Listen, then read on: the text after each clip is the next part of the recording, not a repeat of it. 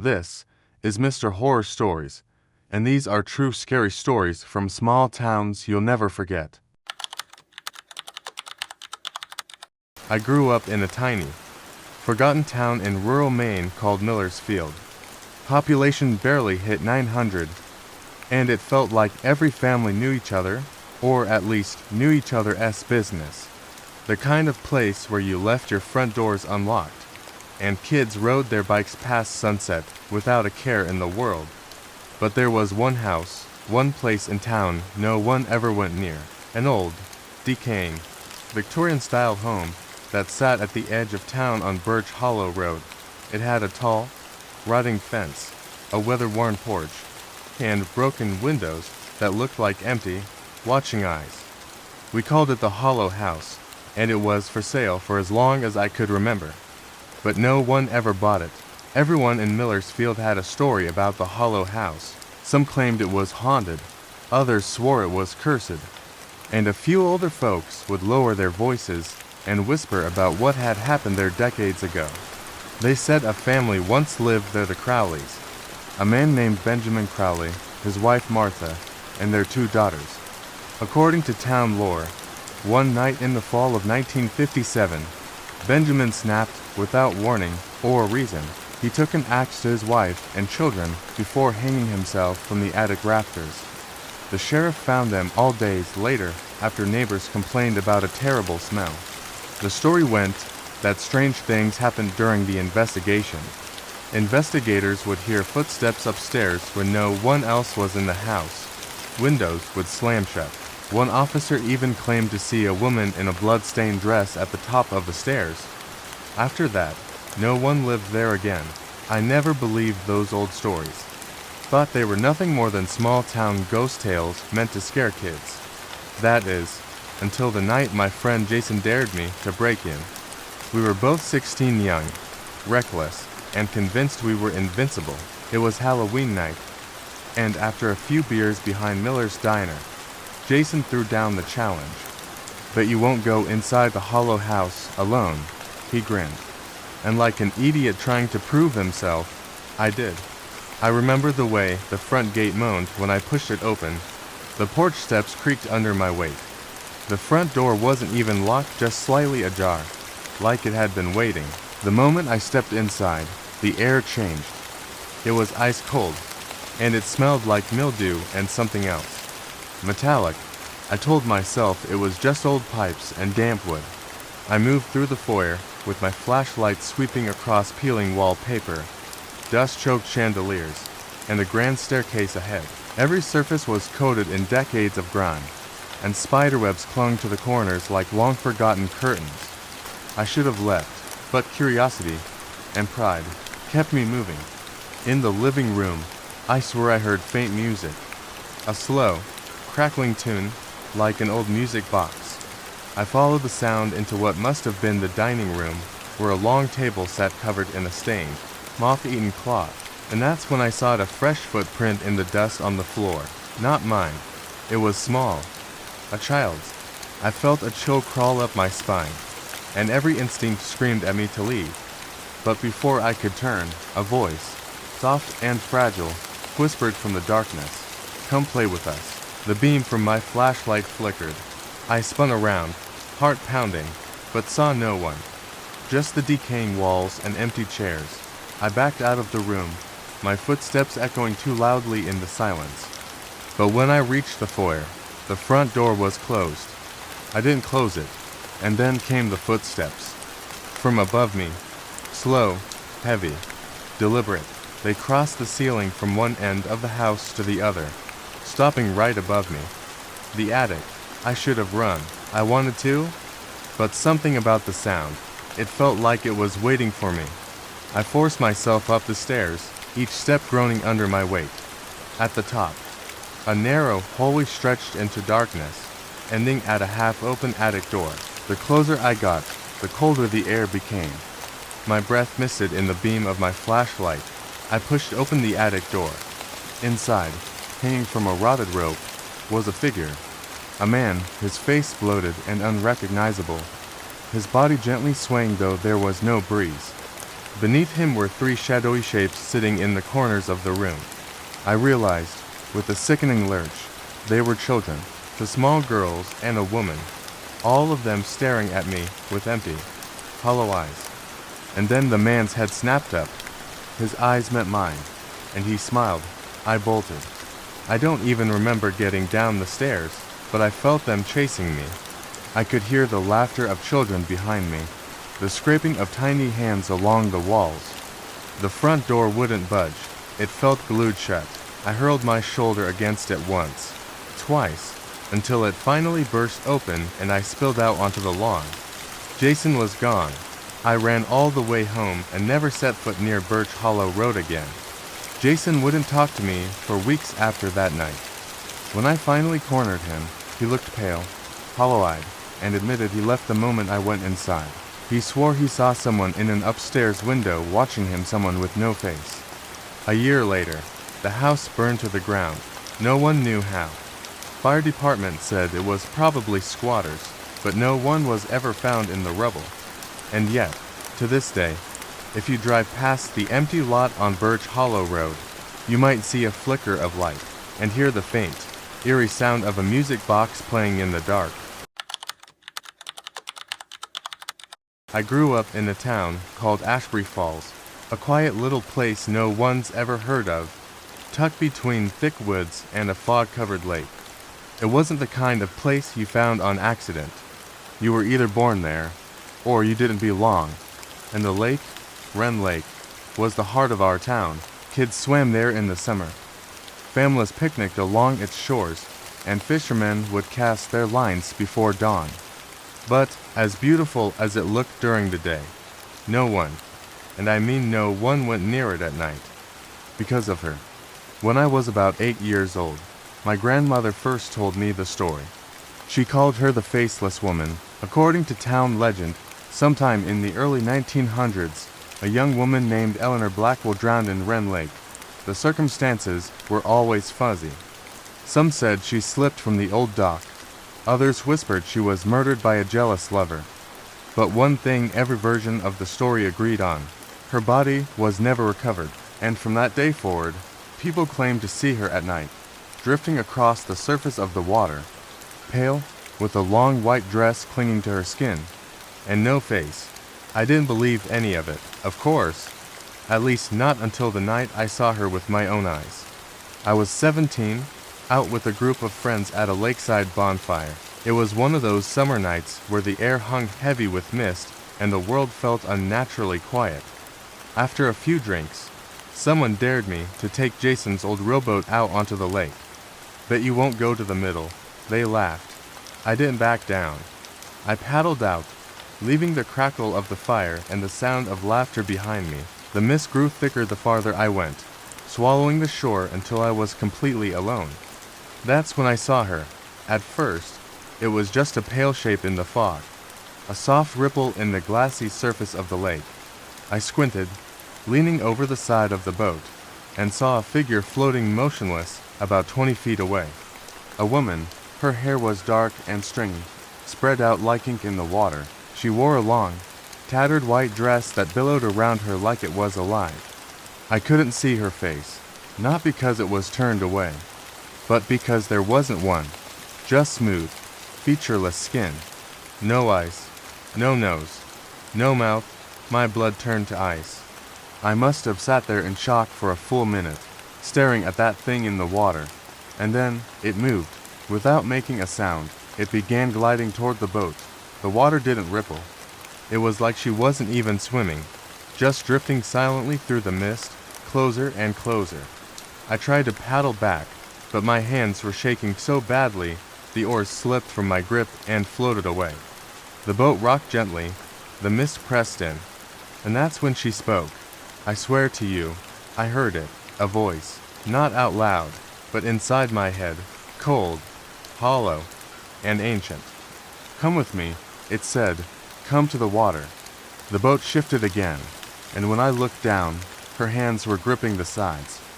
Thin, pale fingers with long, black nails. I screamed. Somehow, I found the strength to grab one of the floating oars and slam it against her hand. It made no sound like striking wet leaves, but the fingers slipped away. I paddled as fast as I could, not daring to look back. When I finally reached shore, my friends were gone. The bonfire was nothing but embers, and the mist was so thick I could barely see my own hands. I stumbled back home, my clothes soaked and my mind racing. The next morning, they found Jason's boat, half sunk at the edge of the lake, and floating in the water beside it was a long, white dress. There was no one else around. I've never gone back to Wren Lake since that night, and I don't plan to. But sometimes when the fog rolls into town and the air gets thick and heavy, I swear I hear a soft, cold voice in the back of my mind, "Come to the water." I grew up in a town called Pinebrook, a quiet place surrounded by endless pine forests and old dirt roads. We didn't have much. A general store, a gas station, a diner, and a single church with a small graveyard behind it. Everyone in Pinebrook knew about the graveyard. It wasn't big, maybe 30, 40 headstones at most, some dating back to the 1800s, the kind of place you pass by without thinking about it in the daylight, but you avoid it after dark. Because, for as long as anyone could remember, the dead didn't stay still in Pinebrook. When I was a kid, old Mr. Colton, the church groundskeeper, told us stories about it. He claimed the gravestones moved on their own, that sometimes you'd come back the next morning and a stone would be in a different spot, or a new one would appear with a name you didn't recognize. Most of us thought he was just trying to scare us, that is, until it started happening to me. I was 16, helping Mr. Colton mow the churchyard during the summer. I remember finishing up one afternoon and noticing something strange. I had stone that hadn't been there before. It was old, cracked, with moss eating away the name, but I could still make out the faint letters. Evelyn Moore, 1876 to 1894. The weird thing was, I'd walked that graveyard dozens of times, and I knew for a fact there hadn't been a grave there yesterday. I asked Mr. Colton about it, and he just sighed. "I told ya, boy, they move, always have." I laughed it off, blamed it on my memory, until the next morning. I drove past the church on my way to school, and something about the graveyard caught my eye. The gravestones, they weren't where they'd been yesterday. I mean, entire rows were different. A few were missing. One grave that had been under the big oak tree was now near the fence.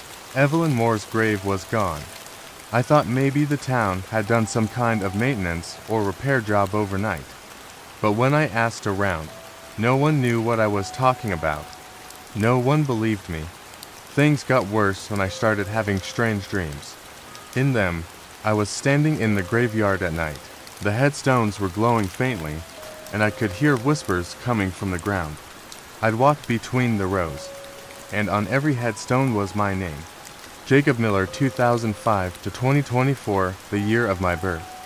And a death date that hadn't happened yet. I woke up sweating, my heart racing.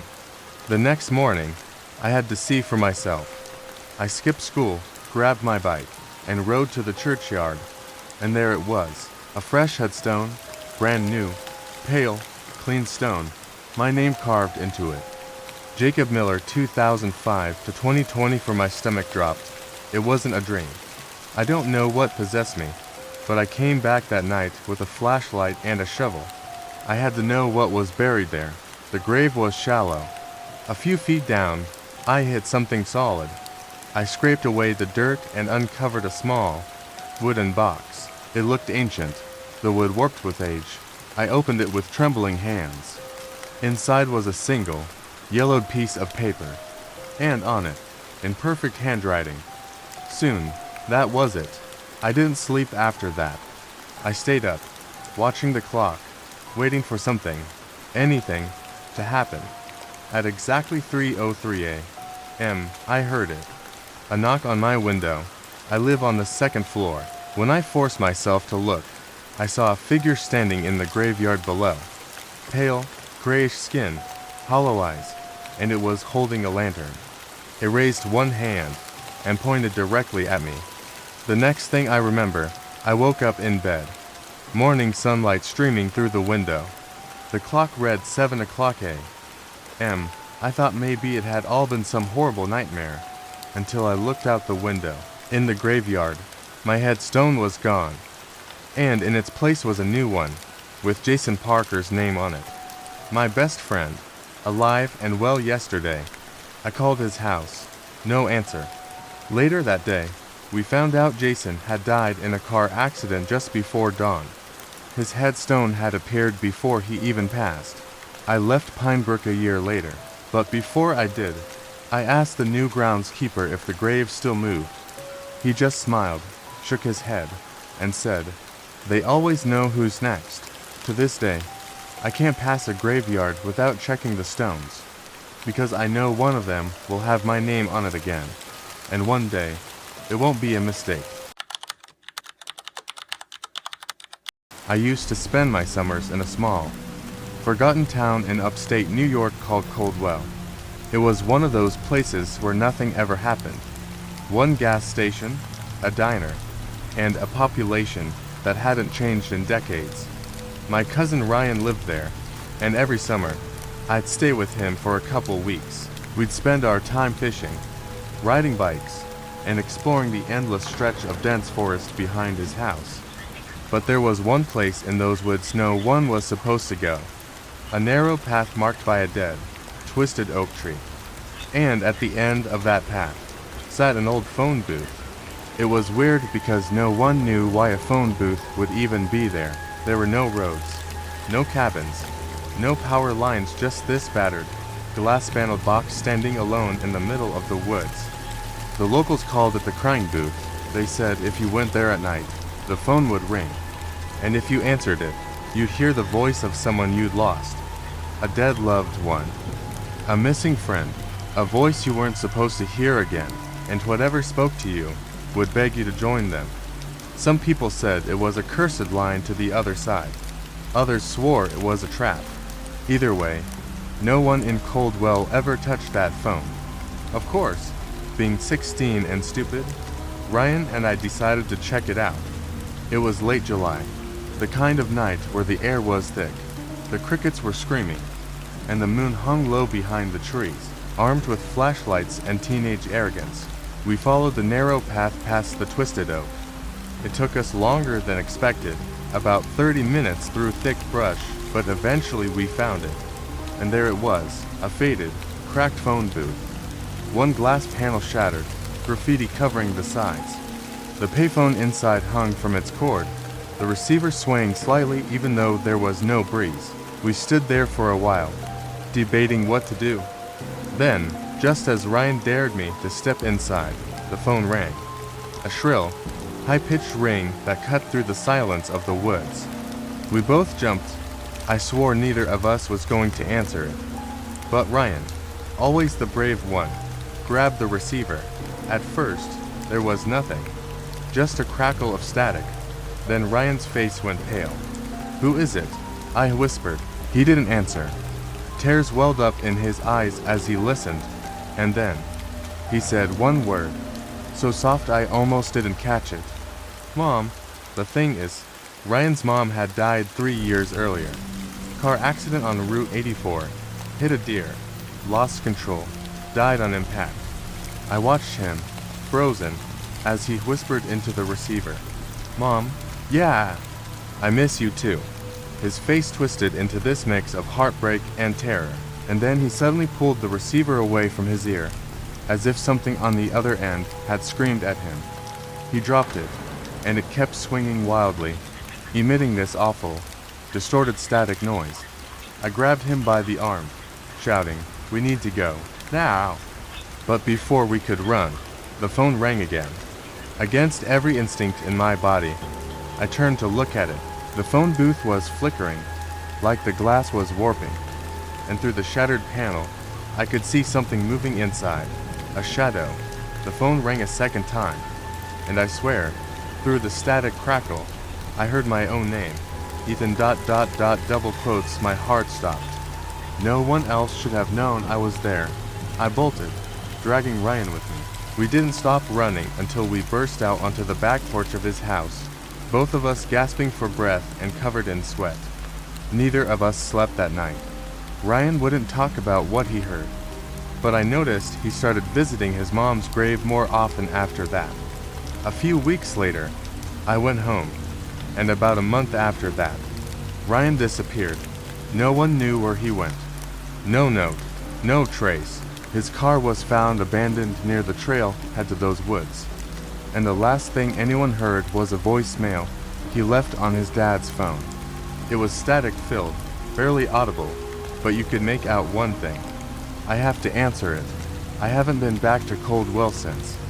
But every now and then, late at night, my phone rings. No number, no caller ID, just a single ring. And when I pick it up, there's nothing but static. And then, a voice. Ethan, come home. I grew up in a small town in West Virginia called Maple Hollow. You've probably never heard of it, no one has. One gas station, a diner, and a single high school where everyone knew everyone's business. But there was one thing we didn't talk about. Not because we forgot, but because we were all afraid to remember. We called him the man in the orange jacket. Every town has an urban legend, right? Ours was different because everyone swore it was real. It started back in the 80s. Several people went missing over the course of a single year. No bodies were found, no signs of a struggle. They just vanished. But there was one thing every disappearance had in common. Someone always spotted a man in a bright orange hunting jacket nearby, but it was never during hunting season. Always at night, standing at the edge of the woods, never moving, never speaking, and then someone else would go missing.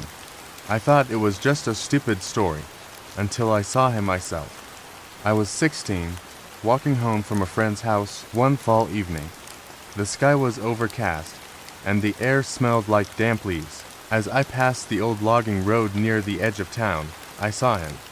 A tall man in a tattered orange jacket, just standing there in the tree line, his face obscured by shadow, even though there was enough light to see every branch and leaf around him. I froze. He didn't move, didn't wave, didn't speak, just stood there, staring. I called out a nervous, "Hey, you okay?" No response. I hurried home, heart pounding in my chest. I didn't tell anyone. Didn't want to be another name in a ghost story. 2 days later, my neighbor, a kid named Michael Tate, didn't show up for school. His mom reported him missing. Search parties combed the woods, the creek, everywhere, nothing. Then, Mrs. Kendricks, the town librarian, vanished while walking her dog. The leash was found hanging from a fence post, the dog sitting beside it, trembling. Both disappearances happened within days of each other, and both times, people claimed to have seen the man in the orange jacket near where they vanished. I'll never forget the night he came to my house. It was around 2:00 a.m. I was in bed, half asleep, when I heard a faint knock on the front door. At first, I thought I imagined it. Then it came again, 3 slow, deliberate knocks. I got up, my skin crawling, and peeked through the window beside the door. And there he was, standing on our front porch, inches from the door. The orange jacket looked even older up close, torn in places, stained with something dark. His face was still hidden in shadow, even though the porch light was on, and he was smiling, a horrible, wide grin filled with rotted, jagged teeth. I couldn't move. Then he raised one hand and slowly pointed at me. I don't remember running. I don't remember locking the door. I just remember waking up the next morning on the living room floor, the curtains drawn, and the house silent. I asked my parents if they'd heard anything. They said no, but my dad's face turned pale when I described the man. He didn't say a word, just went outside and nailed an old horseshoe above the front door. A superstition he never believed in until that night. That same day, we heard news that my friend Sarah had gone missing. She'd been walking home alone after her shift at the diner. Her scarf was found by the same logging road. I moved away from Maple Hollow years ago, but sometimes, when I visit my parents, I see old, faded flyers still tacked to trees, missing different names, different faces. But the legend hasn't died, and every so often, someone swears they see a figure in an orange jacket lurking in the woods, waiting. If you ever find yourself in a small town where people avoid walking alone at night, where they glance nervously at the tree line, pay attention. If you see a man in an orange hunting jacket, don't call out, don't wave, and for God's sake, don't let him point at you, because if he does, you're next. There's a bridge in my hometown of Millersfield, Tennessee, called Old Hollow Bridge. It's not impressive, just a rusted, sagging structure that crosses over a narrow creek on the outskirts of town. The kind of place teenagers go to drink and dare each other to jump into the water below. But everyone in town knew the rule: never be under the bridge after dark, because something lives there, and sometimes it calls out for you. For decades, strange things happened around that bridge. Livestock would go missing. Cars left on the side of the road would be found abandoned, keys still in the ignition. And in every case, the last known location was Old Hollow Bridge. The older folks called it the Hollow Thing, said it was something ancient, something the settlers disturbed when they built the bridge over its resting place. Some called it a spirit, others a creature. Nobody knew for sure. But everyone agreed, if you hear your name whispered from beneath the bridge, you don't answer. When I was 17, my buddy Trevor dared me to spend 5 minutes under the bridge after midnight. It was a stupid idea, but when you're a teenager in a nowhere town, you'll do just about anything to avoid being called a coward. So one summer night, we grabbed flashlights and headed to the bridge. The air was thick with humidity, and the cicadas were so loud it was like the whole world was buzzing. The moon was full, casting a pale glow over everything. Trevor stayed up on the road while I climbed down to the rocky creek bed beneath the bridge. The water was ankle deep, the mud thick and cold around my shoes. I set my watch for 5 minutes. At first, nothing happened, just the sound of the water trickling and my own breathing. Then, about 3 minutes in, I heard it. A voice, soft, raspy, almost like a sigh carried on the breeze. Eli. My blood ran cold. I spun around, shining my flashlight into the shadows. Nothing, just slick rocks and tree roots. Then I heard it again, closer this time. Eli, come here. It sounded like my mother's voice. But I knew for a fact she was home, miles away, asleep. I tried to tell myself it was Trevor messing with me, but when I looked up at the road, he was still there, pale, wide-eyed, frantically waving for me to come up. I was about to bolt when something moved in the shadows near one of the stone pillars. Something big. It slithered, dragging itself across the mud, making a sick, wet scraping noise. I caught a glimpse of something pale, bloated, with long, twisted limbs. Its face was wrong, too smooth, with no eyes and a mouth that stretched impossibly wide. And from that mouth came my voice. Help me, Eli, I screamed, dropped the flashlight, and ran. I scrambled up the embankment, my hands slipping on wet rocks and moss. I didn't look back, didn't stop. Trevor grabbed my arm, and we sprinted all the way back to town without saying a word. When we finally caught our breath, I demanded to know if he heard it too. He nodded, eyes still wide. It said my name too, he whispered. I never went near that bridge again. A week later, a kid from school, Corey Mathers, went missing. His car was found parked at the side of Old Hollow Bridge. Door open, headlights on. They never found him. But some nights, if you walk near the bridge, people swear they hear Corey's voice, calling out from beneath it. And sometimes, other names too, names of the living. If you ever find yourself in a small town where the bridges are older than the town itself, where the folks tell you to stay away after dark, listen to them, because there are things under those old bridges, things that were the voices of people you love. And if you hear your name, don't answer.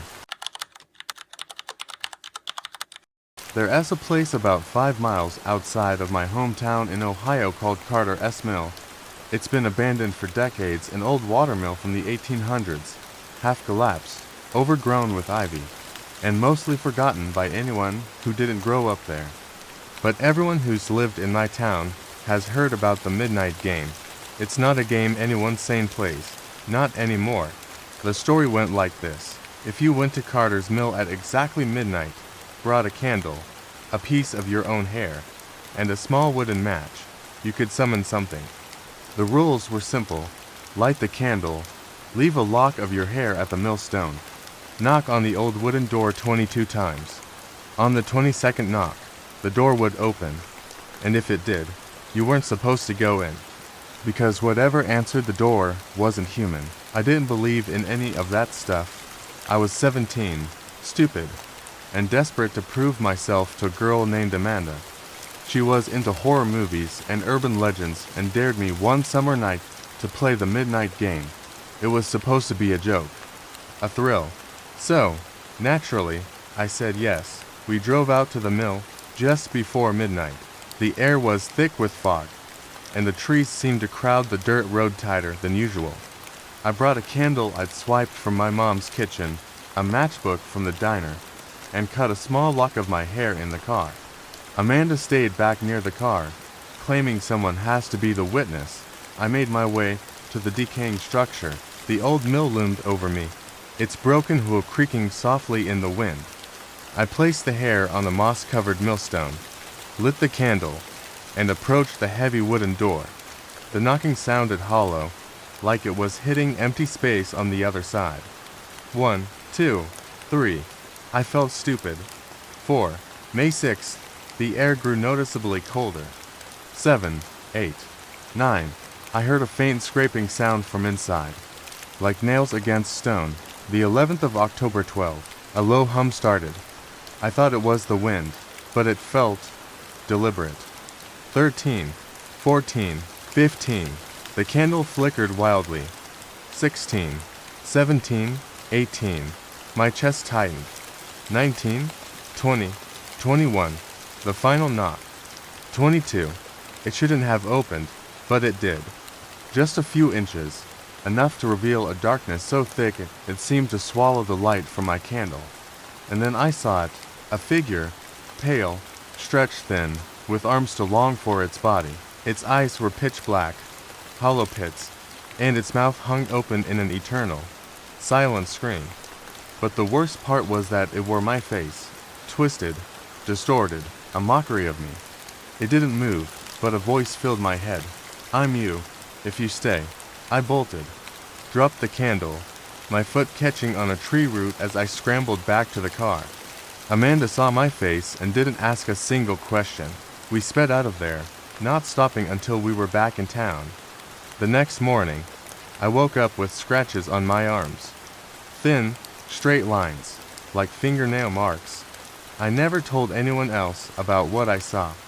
But 2 weeks later, a kid from the next town over, Mark Sutton, vanished. His car was found abandoned near Carter's mill, and when his folks came looking, they found 22 marks carved into the wooden door. No one's been out there since.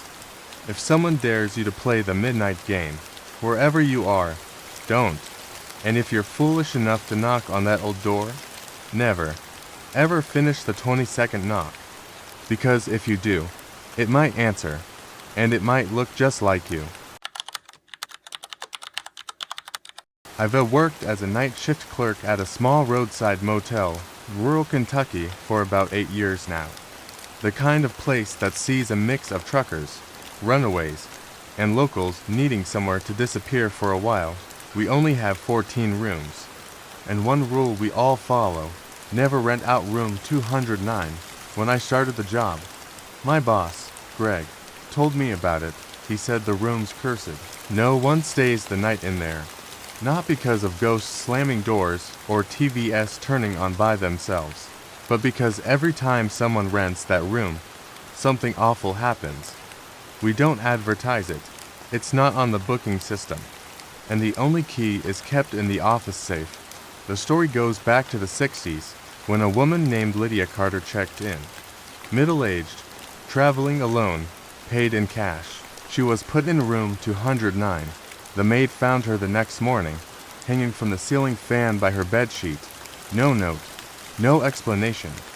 Since then, guests in nearby rooms started reporting seeing a woman's face in the window of 209, even when the room was empty. She's described the same way every time. Shoulder-length dark hair, wide, glassy eyes, and a slit of a mouth curved into the faintest, cruelest smile. I'd worked there about 4 years before I had my own encounter. It was a slow, rainy night. No one in the lot but a single trucker in room 103. Around 2:45 a.m., I glanced up at the security monitors. Room 209's hallway cam flickered for just a second, then came a soft ding, the ancient, mechanical bell on the front desk that only rings when a room key is removed. I looked down. The key to room 209 was gone. I froze. No one else was in the office. No guests had come through, and the key had been locked in the safe when I started my shift. I grabbed the spare flashlight and stepped outside. My stomach twisted in knots. As I walked past the dark windows of the rooms, I felt it. A thick, heavy air, like the world itself was holding its breath. When I reached 209, the door was slightly ajar, and in the window, behind the thin, yellowed curtain, was a face. Pale, dark-haired, eyes too wide, staring at me. I tried to convince myself it was a trick of the light, a reflection, anything else, but then it smiled, a thin, unnatural stretch of lips, and the curtain swayed as if someone had brushed it aside. I burst into the room, flashlight shaking. Nothing. The room was cold, far colder than the night outside. The sheets were perfectly made. The window was locked from the inside. But the room reeked of old perfume, the kind my grandmother used to wear. Heavy, floral, and cloying. I left the room exactly as it was, locked the door, returned the key to the safe. Never spoke a word of it to anyone. About a year later, a new night clerk named Jason came on board. Greg forgot to tell him about 209. One night, a couple of drunk college kids came in, asked for a room, and Jason, not knowing any better, handed them the key to 209. When morning came, both were gone. No checkout, no belongings, room empty, car still in the lot. No one's seen them since. I still work there, and every so often, I catch a glimpse of a pale face in the hallway camera, or hear the soft ding of a key being taken when no one's around. If you ever find yourself in a forgotten motel on a back road, and they tell you one of the rooms is out of service, believe them, because some doors should stay locked forever. I grew up in a small town in northern Maine called Waverly Pines. It's one of those places buried deep in thick woods where the winters last forever and people keep to themselves. There's an old legend up there about something called the Whistler, and it wasn't just a ghost story to scare kids. It was something every local knew about, feared, and respected. I wish I'd done the same. The story goes that if you're ever walking alone in the woods past sundown, and you hear whistling, don't follow it. Doesn't matter how far off it sounds. Doesn't matter if it sounds like it's calling your name, because it will. The Whistler is a thing older than the trees. A pale, gaunt figure with no eyes and a mouth that stretches ear to ear. It mimics the voices of those you love, and its favorite trick is to lead people into the woods where no one ever finds them again. The only rule, if it whistles, you run. I was 16 when it happened. A buddy of mine, Rick, and I were out night fishing at this little lake about a mile into the woods. It was one of those perfect summer nights, clear skies, 1,000 stars, and the scent of pine in the air. We lost track of time and didn't realize how late it was until the moon was high and the air turned bitterly cold. On our way back, the forest went dead silent. No crickets, no wind. Then we heard it, a soft, eerie whistle. For notes, simple, slow, but somehow wrong. It came from the direction of the old fire road, a path no one used anymore because of how overgrown it was. I told Rick to hurry up, But then we heard it again. This time, it sounded like my dad. "Eli, where are you? Boy, time to come home." Except my dad was home, miles away, probably asleep on the couch. Rick paled. "That's not your old man." The whistle came again, closer, and then it whistled Rick's favorite tune, a dumb old camp song we used to sing as kids. That's when we knew for sure something was out there. I turned my flashlight toward the sound, and that's when we saw it. A tall, pale figure standing between the trees, so still it almost blended with the birch trunks. It had long, stick-thin arms, and its face, or what passed for a face, was smooth and stretched tight, with a jagged black mouth curled into a grin. No eyes, no nose. It tilted its head, and that damn whistle came again. But this time it sounded like my mother. "Come home, baby. I've never run faster in my life." We tore through the woods, branches slapping our faces and roots nearly tripping us every few steps. But the whistling kept following us, always just a little behind, never hurried, like it knew it didn't need to rush. The old folks always said you'd hear it closer every time you stopped to breathe. I swear on my life, I felt something cold and dry brush the back of my neck thus before we burst out onto the main road. We made it back to Rick's truck, peeled out of there, and never spoke of it again. Rick moved to Boston 2 years later. Wouldn't even come back for his mother's funeral. I still hear those for notes sometimes when I'm out by myself, even in town. And a few years back, a hunter went missing up by Waverly Pines. Search party found nothing. But one guy swore he heard whistling in the distance. They never found the body. If you ever find yourself in a quiet patch of woods at dusk, and you hear someone you love calling your name, or a slow, four-note whistle cutting through the silence, don't answer. Don't look for it. Run, because some things out there still remember the old ways, and they're waiting for fools like us. I grew up in a tiny town in Tennessee called Miller's Hollow, barely a dot on the map, and like most small places, it had its stories. The one that always stuck with me was about Miller's Crossing, an old, one-lane bridge on the outskirts of town. Everyone claimed it was haunted, not by a ghost exactly, but by a shadow, a tall, formless figure that appeared in your peripheral vision while you were crossing. And if you looked straight at it, it followed you home. In small towns, kids are dumb, and I was no exception. At 17, my friends and I were constantly daring each other to do reckless things, sneaking into barns, scaring each other in graveyards, you name it. But the ultimate dare, cross Miller's Crossing alone at night. I was cocky enough to agree. It was October. A cold, crisp night with no moon. I parked my car at one end of the bridge and left the headlights on. The wood beneath my boots creaked with every step. The only sounds were the gentle rush of the river below and the hum of insects in the distance. About halfway across, the air changed. It got heavier, still, like the world was holding its breath, and then I saw it. At first, I thought it was just a trick of the light, a tall, dark figure standing by the guardrail on the left side. But no matter how I moved, it stayed just out of direct focus, like it lived in the corner of my eye. I tried telling myself it was a tree stump, or a broken fence post, but then it moved, slowly, gliding along the edge of the bridge, matching my pace. My heart was hammering in my chest. I knew the rule, never look at it. But I was young, dumb, and terrified. So, of course, I did. It wasn't a person, it was a shape. A shadow darker than the night around it, with no features. But in the void where its face should have been, there were 2 pinpricks of dim, pale blue light. Not eyes, not exactly, more like cold, distant stars in an endless black sky. And then it smiled, not with a mouth, I felt it. A cold ripple in the air, like a pressure change you can't see but your bones feel.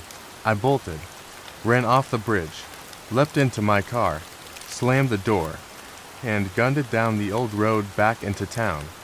But I swear, in my rearview mirror, I saw it, standing at the side of the road, watching, That night, I couldn't sleep. The room felt wrong. I kept seeing shadows shifting in the corners, and sometime after 2 a.m., my bedside lamp flickered. The air grew ice cold, and from the darkest corner of my room, something whispered, "You looked." I moved out of that house a month later, but I don't go near Miller's Crossing anymore, and some nights, even now, I catch a flicker of movement in my peripheral vision.